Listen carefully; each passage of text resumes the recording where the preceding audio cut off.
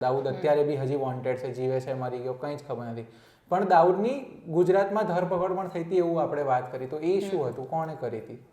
એ સમય એવો હતો કે જે દાઉદ હતો બોમ્બેમાં સોના ચાંદીના દાણચોરી સાથે જોડાયેલો હતો. એ દરમિયાન અમદાવાદની અંદર બી દાણચોરીના કેસમાં તેની ધરપકડ કરવામાં આવી હતી.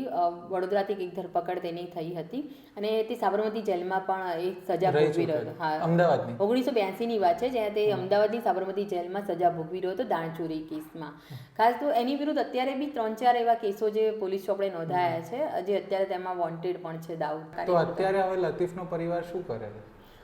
જે લતીફનો જે દીકરો મુસ્તાક હતો એ બિલ્ડર લાઇનમાં અત્યારે છે. એ લોકોએ બિલ્ડરનો ધંધો ને એ બધું એ કન્સ્ટ્રક્શન સાઇડમાં આગળ હતા. એના કંઈક 4-5 બાળકો બી હતા. એમની દીકરીઓના કંઈક બધા પરણી ગયેલા છે, નાના પોતરા પોતરી છે. હું જ્યારે ઘરે ગઈ ત્યારે એમના બાળકો જે પોતરા પોતરીઓ બી ઘણા મોટા થઈ ગયા.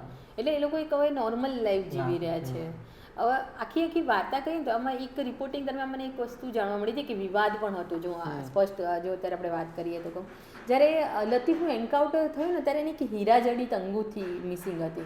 એના પરિવારે એ માટે એલિગેશન કર્યા હતા કે એમની 1 કરોડોની કિંમતની વીંટી હતી, તે મળી નથી. તે હજુ બી નથી મળી. પોલીસ કોર્ટમાં બી ઘણા કેસો ચાલ્યા, પણ એ મુદ્દામાલ તરીકે હીરા જડિત અંગૂઠી પરિવારને મળી નથી.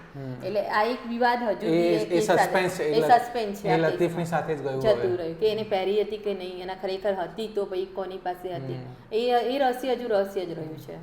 બટ એવું કહેવાય છે કે ક્રાઇમ નેવર પેઝ. ગુજરાતીમાં આપણે કહીએ કે કર્મ કોઈને છોડતું નથી. તો લતીફે જે કામ કર્યા, સારા ખરાબ બંને, છેલ્લે એન્કાઉન્ટર થયું અને એક ગુજરાતમાં પણ અને અમદાવાદમાં પણ એક ક્રાઇમનો હિન્દુ મુસ્લિમ કોમી વૈમનસ્યનો આખો એક એરા ધીરે ધીરે ખતમ થઈ ગયો. ઇતિહાસનો એક અંત આવ્યો. એક ડોન તરીકેનો જે અમદાવાદનો ઇતિહાસ હતો તેનો અંત 1997માં